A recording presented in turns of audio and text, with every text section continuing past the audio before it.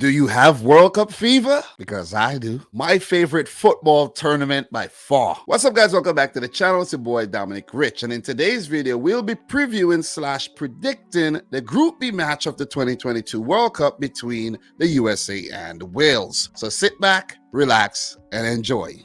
USA versus Wales will be played on November 21st at the Al Ryan Stadium. USA and Wales were drawn in Group B alongside England and Iran. Let's talk a little bit about how each team qualified for the World Cup. Back for their 11th World Cup appearance, the 1994 host USA placed third in CONCACAF's World Cup qualifying octagonal after missing Russia 2018.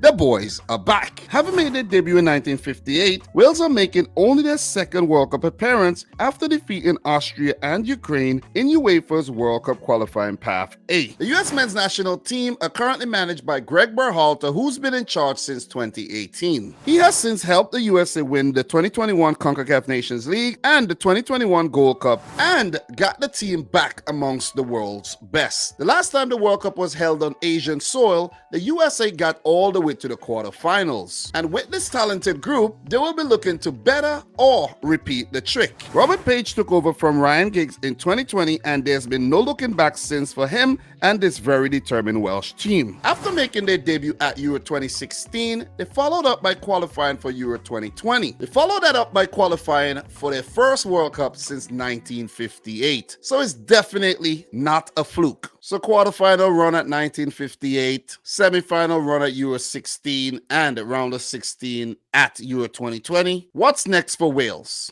I think they can impress again. Legend Appreciation Post. For USA, Landon Donovan. The California-born forward earned 157 caps for the US men's national team, scoring a record 57 goals. In a 14-year international career, he played at 3 World Cups for Team USA. For Wales, Ian Rush. The Liverpool legend represented the Dragons 73 times between 1980 and 1996, scoring 28 goals. Only Gareth Bale has scored more for Wales.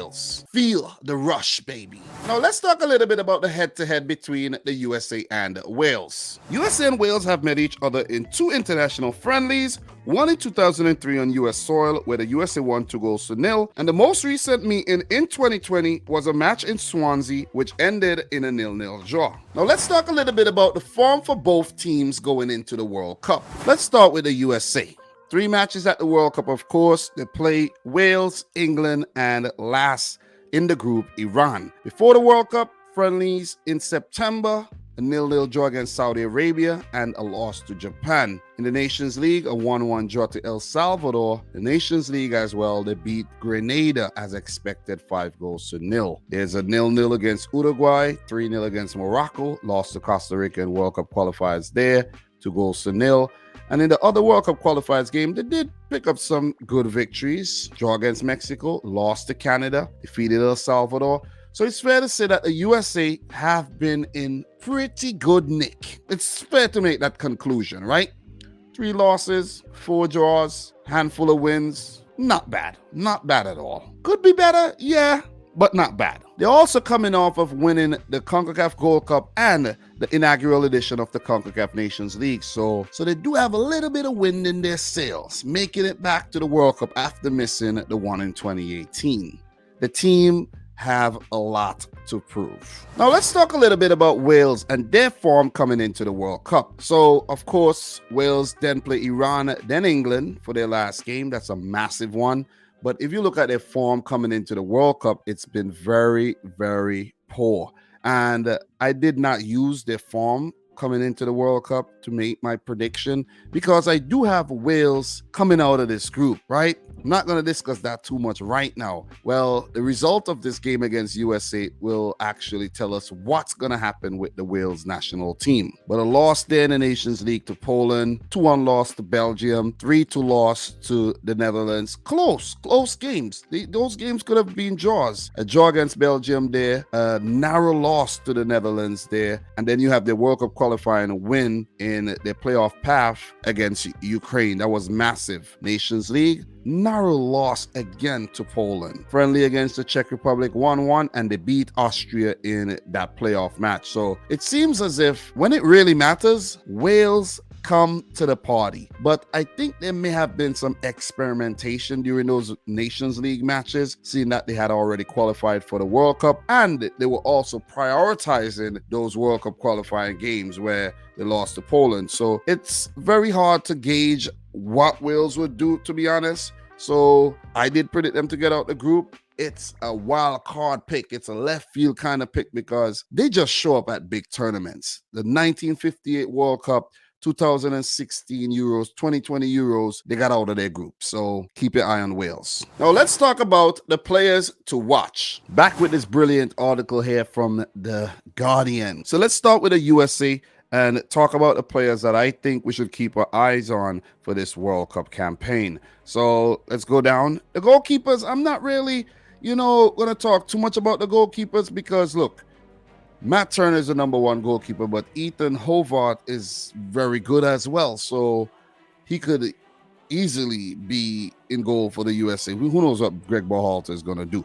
But the first player I actually want to talk about, players I should say, are Sergiño Dest and Anthony Robinson. And the reason why I chose to talk about these players is because I think they're going to be at right back and at left back. Well, it's either going to be Dest or DeAndre Yedlin at right back. It's according to who Greg Berhalter chooses to go in with. I personally think he should go in with Dest because he's a little bit more skillful and provides more of a goal threat in my opinion. And with those two guys running down the wings, delivering those crosses into the box, well, it would provide that outlet for the forwards to get the ball into the back of the net. So Anthony Robinson and Sergiño Dest, definitely these fullbacks we have to keep an eye on. Let's move up further into the midfield, right?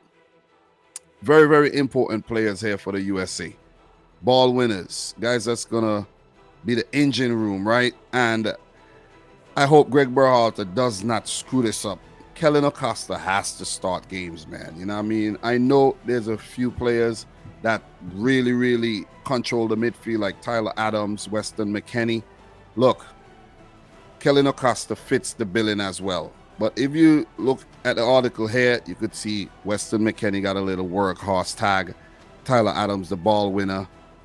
Even Yunus Musa, unsung hero, but nothing on Kellyn Acosta. I think this is where Greg Berhalter could screw up if he chooses not to put Kellyn Acosta in the starting 11. The other player, of course, Tyler Adams, he's going to be the enforcer, win the ball back, keep running, pressing, and he's going to be important for the USA indeed. And of course, Weston McKennie comes to mind, man. He's going to provide a goal threat.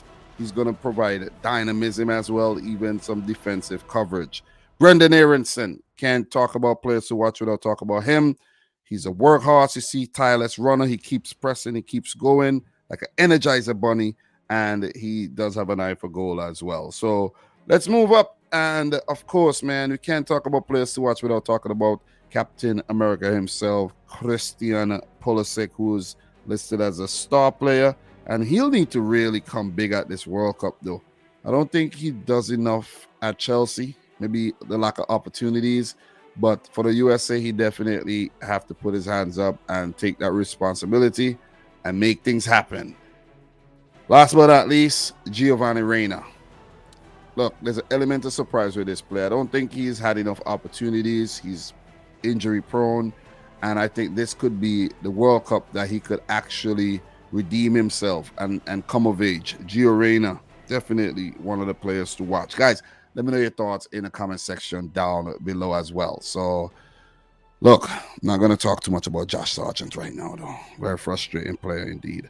But look, let's move on to Wales. So for Wales do have a lot of really good players in their squad, I have to say. And they'll be back at the World Cup for the first time in 64 years, which is unbelievable. And the first player I want to talk about is their number one goalkeeper, Wayne Hennessy. He's been around for some time. And I think, if it wasn't for Hennessy, they would not have been here because he's part of the puzzle. And Danny Ward is also another very good goalkeeper at Leicester City now. He's had a rough start to his season, but slowly clawed back and has been playing well. And if we move up, Nico Williams is a player, man. Very dynamic player. I know he's not listed as, anything here, but Nico Williams is definitely a player to watch.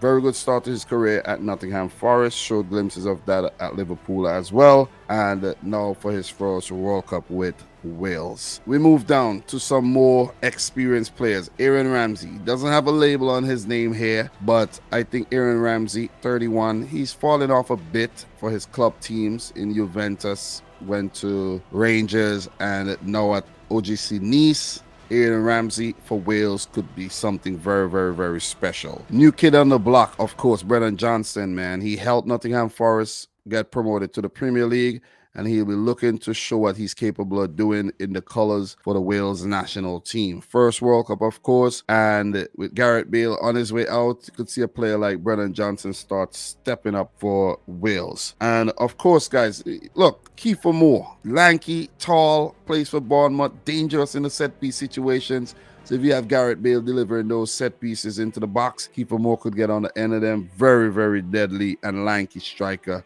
Look, he's not going to be a workhorse for you and press and do a lot of things, but when it comes to being in the box at the right time and the end of crosses, he could be the man. And of course, last but not least, Gareth Bale. What would this Wales team be without Gareth Bale? Man, they would not be at the World Cup for sure. They'll be at home in their couches, getting ready to watch some World Cup football. But Gareth Bale make things tick. They're gonna need him fit, ready, and firing. Dead ball specialist. He could do everything you could think of. He's fast. Even at the age of 33, you know what I mean? He's still got it, man. Still got it. So these are the players to watch for Wales, in my opinion.